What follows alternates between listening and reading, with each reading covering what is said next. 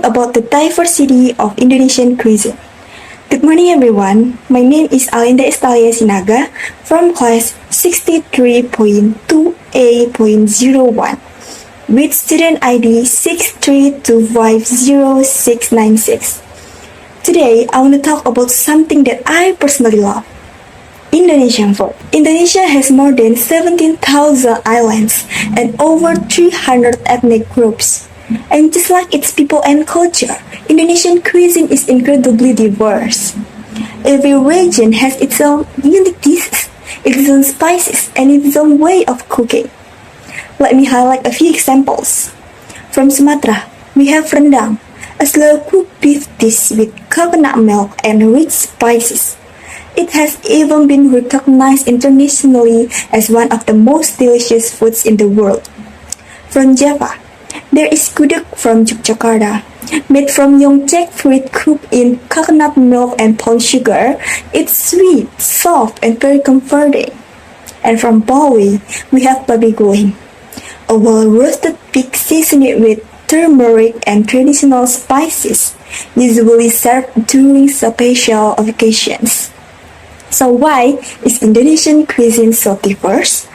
It comes down to geography, culture, and history. Each island developed its own cooking traditions based on local ingredients. Trade with India, China, Arabia, and Europe also shaped the way Indonesians seasons and prepare their food. To wrap up, Indonesian cuisine is more than just food. It reflects who we are as a nation. Every dish tells a story of our diversity and a rich culture. Enough for me. Thank you for listening. Bye. Good morning everyone. My name is Alinda Estalia Sinaga, student ID 632509696 from class 63.2A.01 at Bina Sarana Informatika University. Today, I will present my Project 1 Part 2 for Advanced English. The topic I have chosen is sequence adverbs. I hope this presentation will be easy to understand and usable for all of you. Without further ado, let us get started. Let us begin the most basic question. What exactly are sequence adverbs? Sequence adverbs are words or phrases that we use to organize events, steps, or ideas in a logical and clear order. They help the reader or listener understand the flow of a text, whether it is a process, a story, or an explanation. Without sequence adverbs, our writing or speech can become very confusing and difficult to follow. For example, if someone explained how to cook a meal without using any other words, you would not know which step comes first or last. That is why sequence adverbs are considered essential connectors in English. They are commonly used in three main contexts: recipe and instructions, narrative and storytelling, and academic or professional writing. Now, let us look at the most common sequence adverbs used in English. The first one is first or first of all. This is used to introduce the very first step or action. The second one is then, which indicates the next step that comes right after the first. The third one is next, used to show the step that follows in the process. The fourth one is after that, which signals a step that comes after the previous one. The fifth one is finally or lastly. This marks the last step or conclusion of a process. And the sixth one is meanwhile, which is special because it shows that two actions are happening at the same time. It is important to remember and use a variety of these words so that our writing and speaking sounds more natural and well organized. Next, let us look at the grammar pattern for using sequence adverb correctly. The pattern is simple. Sequence adverb, comma, subject, verb, then object or complement. The most important rule is that sequence adverbs must be placed at the beginning of a sentence, and they must always be followed by a comma. This is a common mistake that many people make. They either forget the comma or they place the adverb in the wrong position in the sentence. Let me show you some correct examples. First, mix the ingredients in a bowl. Here, first is at the beginning followed by a comma. Then, cook over medium heat for 5 minutes. Again, then opens the sentence with a comma after it. Finally, serve the dish while it is still warm. And finally, closes the whole process. As you can see, the pattern is consistent and easy to follow once you understand the rule.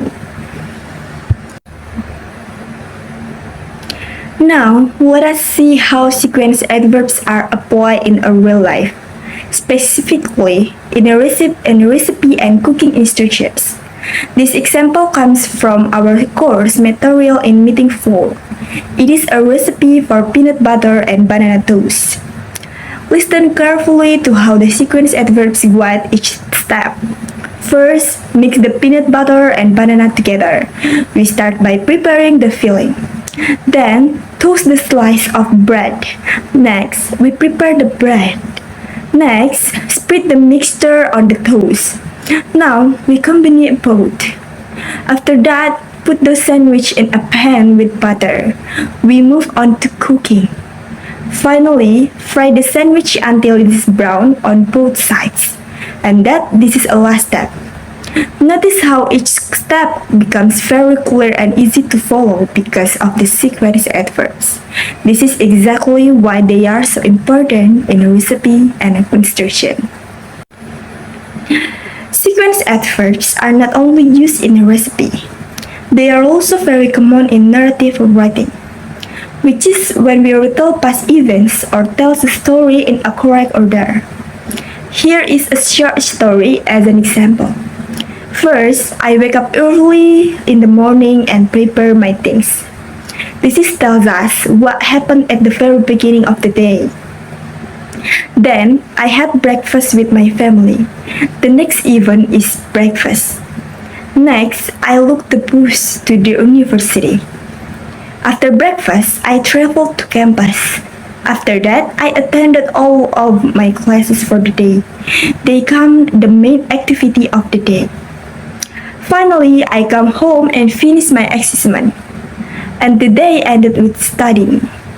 The story flows naturally from morning to evening, all thanks to the sequence adverbs. One important tip: in narrative writing, sequence adverbs are usually combined with the simple past tense, just like in this example.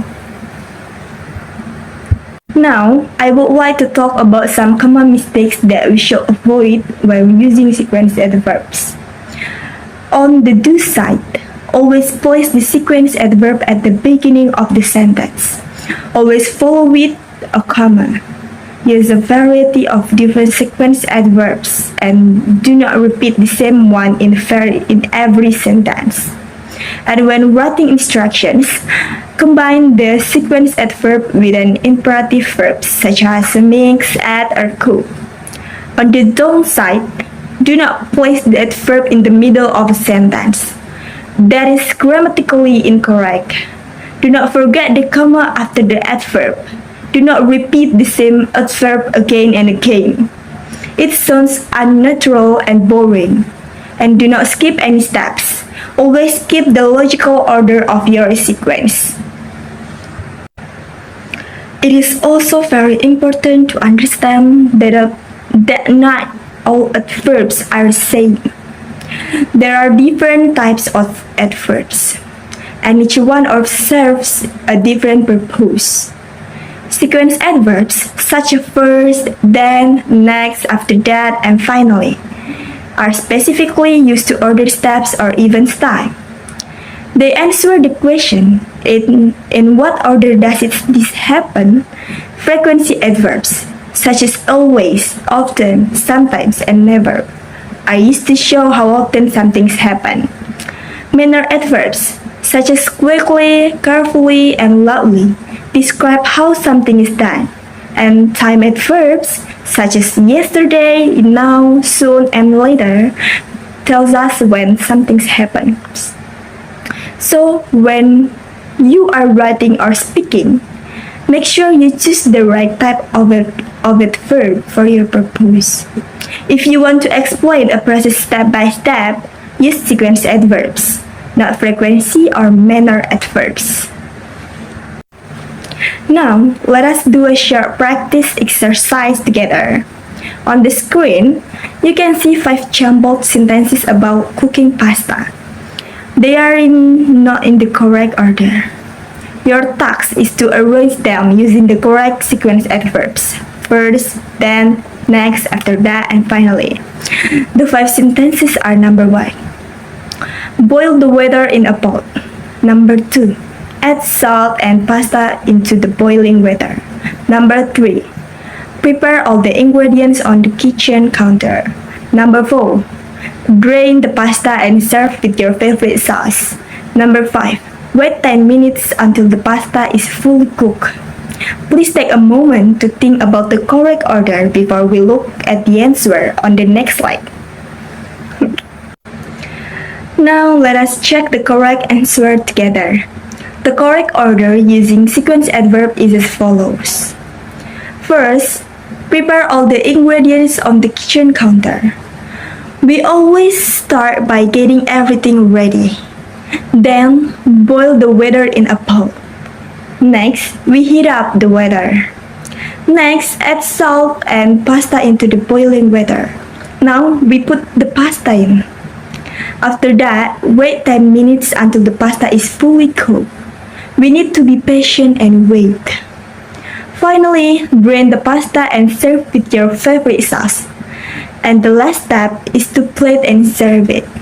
You can see how logical and clear the steps become when you sequence adverbs in the correct. This is the true power of sequence adverbs in writing. Before we finish, let me give you a quick summary of everything we have covered today. Point number 1. Sequence adverbs are used to organize events, steps, and ideas in a logical order. Point number 2. The most common examples are first, then, next, after that, finally, and meanwhile. Point number 3. They must always be placed at the beginning of a sentence, followed by a comma. Point number 4.